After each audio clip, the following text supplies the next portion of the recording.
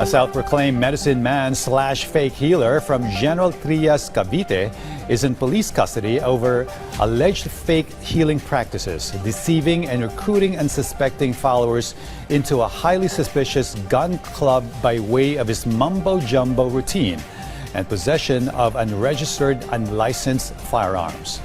Our Ryan Lisigas lays out the full story. Abay, huy! Abe! Dito ka magte-testing sa bahay? Oo. Oh, ano ba yan? Ano ba? Ano ba? Ayaw pumutok!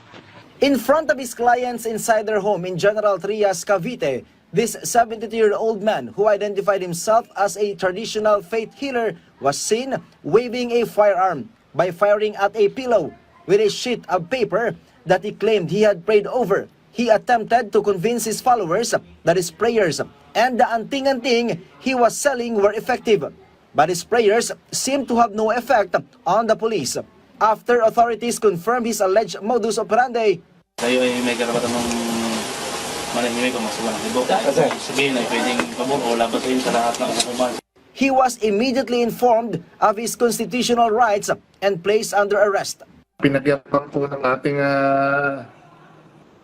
albularyo ang kanyang mga di lisensyadong baril kagaya ng caliber 357, 45 at ng 22. Yun po, based doon sa mga impormasyong nakalap natin,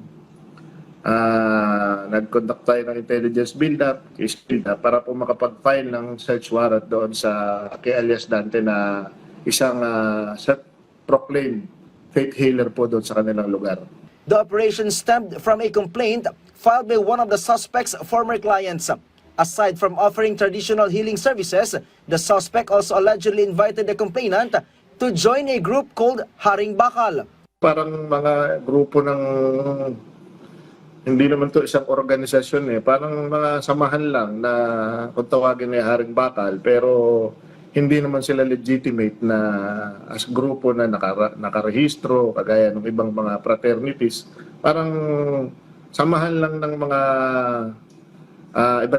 iba't ibang klase ng tao doon sa lugar na iyon. The suspect also allegedly boasted that he owned several firearms which were later found to be unlicensed.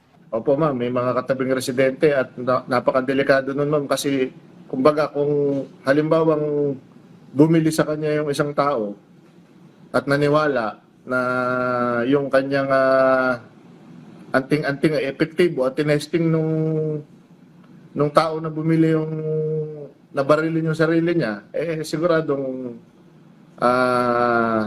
delikado sa buhay ng isang tao yun dahil hindi naman totoo yung sinasabi niyang anting-anting. The suspect is now under the custody of the PNP CIDG. He has been charged with violation of Republic Act number 10591 or the Comprehensive Firearms and Ammunition Regulation Act. Ryan Lisigas for The Nation.